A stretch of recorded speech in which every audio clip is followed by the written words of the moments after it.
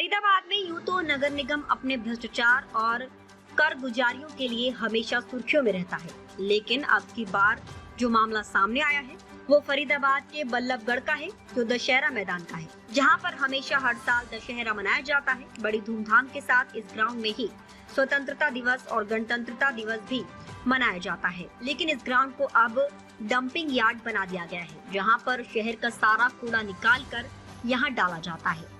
अब सबसे बड़ी बात यह है कि 15 अगस्त बहुत नजदीक आ रही है और इसके बाद दशहरा का मेला भी लगने वाला है। कैसे नगर निगम के अधिकारी और कर्मचारी इस कूड़े को यहाँ से हटाकर इस जगह को परेड ग्राउंड या मेला ग्राउंड बना पाते हैं, ये देखने वाली बात होगी। तस्वीरों में दिखाई दे रहा ये बल्लभगढ़ का वही दशहरा ग्राउंड है, जहाँ आज चारों तरफ कूड़ा कचरा, मिट्टी की कीचड़, पानी का जल भरा और पूरी तरीके से अव्यवस्थित मैदान बन गया है। वह भी नगर निगम के अधिकारियों की करगुजारियों से। शहर का कूड़ा हटाने के लिए टेंडर दिया गया ठेकेदारों को, लेकिन ठेकेदार ने अपनी सुविधा को देखते हुए इस दशहरा मैदान को ही कूड़ा डंपिंग जोन बना दिया। अब आने वाली 15 अगस्त को स्वतंत्रता दिवस मनाया जाना है, उसकी भी तैयारियां की जानी है।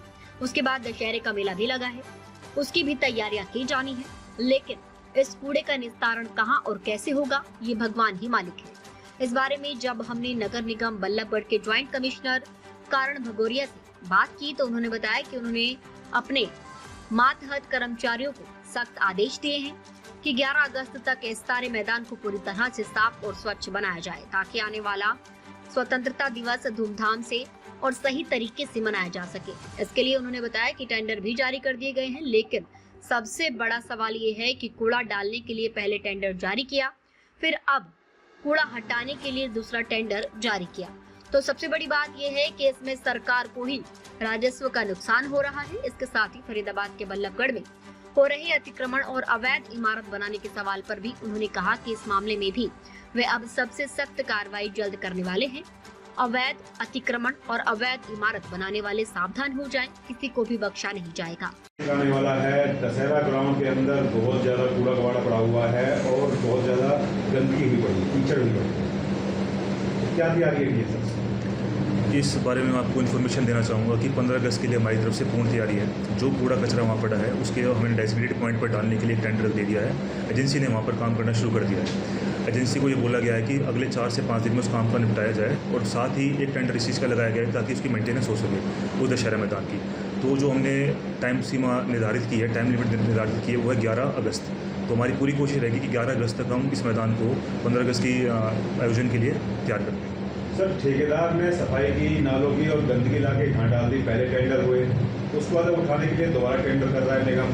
तो रेवेन्यू लॉस सर सरकार को 2 बार हो रहा है, इस चीज़ में क्या? इसमें हमने संज्ञान लिया है और जो कंसर्न एक्शन है इसके उनसे सवाल किए गए कि आपने ऐसा क्यों किया, और उन्होंने बताया कि समय अवधि थोड़ा कम होने के कारण हमें ये करना पड़ा, क्योंकि मानसून काफ़ी नज़दीक था।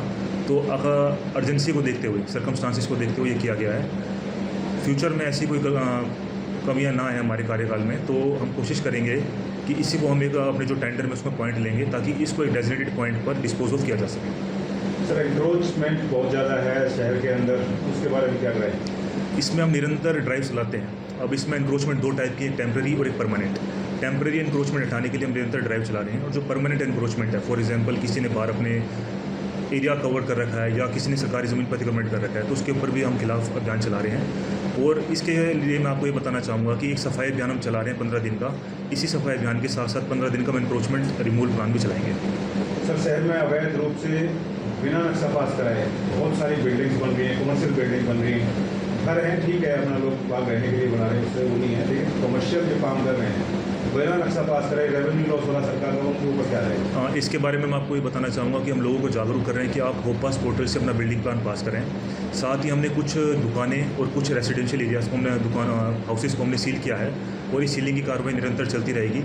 और लोगों को थोड़ा सा जागरूक करने की आवश्यकता है कि वो अपना बिल्डिंग प्लान पास कराए। मैं आपको इसमें इन्फॉर्मेशन दूंगा कि कुछ लोगों ने तिगांव रोड पे, जैसा कि हम देखते हैं तिगांव रोड पे कभी लोग बिल्डिंग प्लान पास करा के दुकानें नहीं बनाते थे, पर आज के समय पे वहाँ पर 2 से 3 कंस्ट्रक्शन चल रही हैं, जिनको मैंने पर्सनली विजिट किया था और उनके बिल्डिंग प्लान पास है। तो लोगों में जागरूकता फैल रही है, और हम कोशिश करें कि लोग गवर्नमेंट की फ़ीस जमा करके बिल्डिंग प्लान पास कराएं, ताकि वह अपना जो भी निर्माण कार्य हैं वो एज़ पर बिल्डिंग प्लान बना सकें। सर, रेवेन्यू से जुड़ा हुआ मसला है। सरकार बार बार कह रही है कि रेवेन्यू कलेक्ट करने के लिए अधिकारियों की ड्यूटी है, तोड़फोड़ विभाग उसमें नियुक्त किए जाते हैं, लेकिन वही तोड़फोड़ के जेई और जो अधिकारी हैं वो कहते हुए नजर आ रहे हैं कि ये विधायक की सिफारिश है या मंत्री की सिफारिश है, और उनको बचाते हुए नजर आ रहे हैं। जब इस तरह की हम उनको शिकायत देते हैं या किसी चीज़ की जानकारी देते हैं तो वो फिर उस रिपोर्ट में यही कहते हैं कि ये किसी सिफारिश से है, विधायक की सिफारिश है या फिर मंत्री का नाम देते हैं। तो ऐसे में क्या ऐसी कार्रवाई उन पर होगी, और ऐसे कई पॉइंट जो है जेई साहब को यहाँ पर बताए गए थे लेकिन उनको कोई एक्शन नहीं हुआ। देखिए, मैं इसमें आपको इन्फॉर्मेशन देना चाहूँगा, नॉट ओनली जे और एसडीओ, इसमें जॉइंट कमिश्नर की पूरी जिम्मेदारी है कि जो भी कंस्ट्रक्शन हो